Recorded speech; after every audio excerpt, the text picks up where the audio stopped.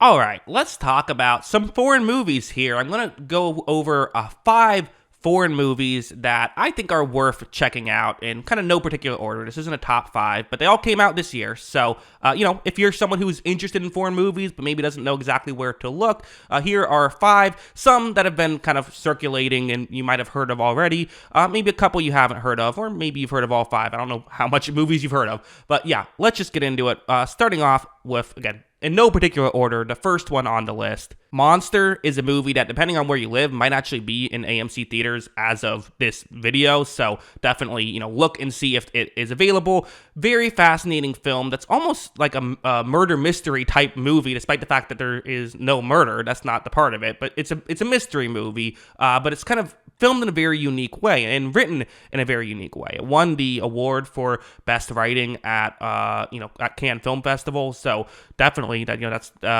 something right there. But the way it unfolds is in a very unique way, where it kind of tells a story through different perspectives, and you learn so much about each character through each perspective. Personally, didn't love the ending of this movie, I'm just going to be honest, but I really enjoyed every other aspect of this movie, and the ending didn't ruin it for me, I just wasn't a fan. So I still really enjoyed the destination and all of that. It's certainly a unique watch. And I would certainly say if you're into writing and into like when do you give information to the audience, it almost had like a Memento type feel, despite the fact that they're very different movies, just in the sense of how that worked. So I think really a really fascinating one and worth checking out. Next up is Godland, which it's debatable if this is a 2022 or 2023 movie. I've seen some people listed as 2022, some as 2023. I believe the US was a 2023 release, so that's when we'll talk about it. Again, this is a fascinating film. It's on the Criterion channel, I should mention that. But I should also mention right off the top, this is a very slow burn movie. This is not the kind of film that if you're looking for more of a, up-tempo, fast stuff happening. It's a long, slow movie, at 2 hours and 23 minutes. But there's a lot of intrigue. And if that's kind of your, it reminds me in some ways of like There Will Be Blood, I think both visually and just, with some of the topics that they are discussing here. So that's, something there. And just there's a lot of interesting topics to be explored. And to me, what I personally enjoyed about this movie was kind of just feeling like you're there. It felt like such a real movie. And while sometimes the long takes felt a bit excessive and were boring to me, I'm not gonna lie, there were points in this movie where I was bored. It did give you a real sense of feeling like you're actually there, and it did make the bright moments pop more. This personally wasn't my favorite movie on the list, but it does seem like it's the kind of thing that if you are into, you would love. So I figured I would still include it here. That's Godland. Next up is kind of the complete opposite, going from a movie that was very slow paced to a movie that's very fast paced. I also should mention right off the bat, good chunk of male nudity in this movie. There's a extended sequence that takes place on a gay nude beach. So yeah, that's going to turn some people off. Understandable, maybe not the movie for you, but if you can get past that, there is a lot of really good stuff in this, and really interesting filmmaking throughout this. There was some moments that were genuinely shocking when watching this movie, and it was just, again, thoroughly entertaining throughout. One of the more entertaining movies of the year, quite frankly. Might make my top 10 list of the year when I get to that before too long.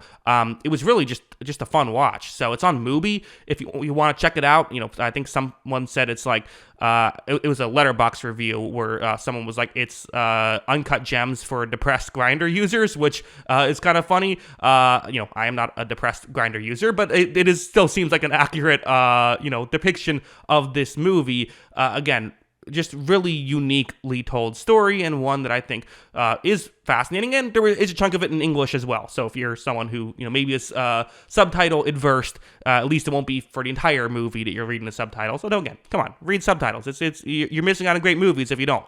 Next up on the list is The Boy and the Heron, the new Hayao Miyazaki film, which is, to be honest, I'm not a student of Miyazaki films the way some other people are, so I thought about making a full review on it, but I feel like there's people that are better suited for that than I am, but I still figured I would mention it here. And again, if you're someone who is watching this but is a bit spoiler or subtitle adverse, there are, currently right now it's in theaters, and there are showings of the English dub. Although I personally did check out the Japanese dub. To me, that's how I like to watch a movie. I like to watch it how the director was, originally trying to, make it. The way this film is, it's very much a vibes movie.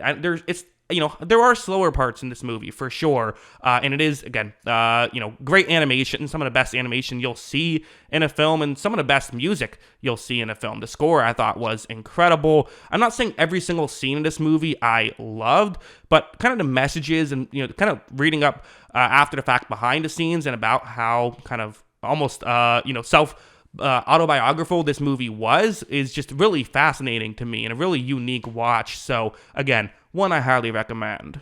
And finally, another one I could have made as its own review, but instead I'll just talk about it here. Anatomy of a Fall, which has gotten plenty of Oscar buzz, so this is not one that is just pure obscure film that you've never heard of before, but still I think a notable one worth talking about, one that I really enjoyed a lot, a movie kind of almost about how if you're not actually in a relationship, you don't really know what's going on in said relationship. It was, again, the way this movie told its story was very fascinating, and there was a lot of deliberate choices that really worked in terms of giving the audience information. It's not a movie that beats you over the head with what's going on, but it's also not a confusing movie. It's one you always know what's going on when you're watching. Some really great editing, specifically the opening sequence was fantastic, I thought, so that's definitely one. I don't believe there's anywhere to watch it right now. Maybe some theaters might still be playing it. I don't think so, though. So you might be stuck waiting until digital. But definitely a fascinating film as well. I would highly recommend it. So yeah, those are my 5 foreign movies that I think might be worth checking out if you're into that kind of thing. And let me know in the comments below, based on what I said, is there any other movie that came out this year that's a foreign film I haven't mentioned? There are some I'm still interested in, but just haven't had a chance to watch yet, of course. But those are the ones that have come across. Kind of what I do on this channel is I talk about the stuff that I watch, and that's stuff that I watched. So I wanted to bring it up. But yeah, let me know in the comments below your thoughts on any of these movies. Always love hearing from you. And of course, as always, thanks for watching.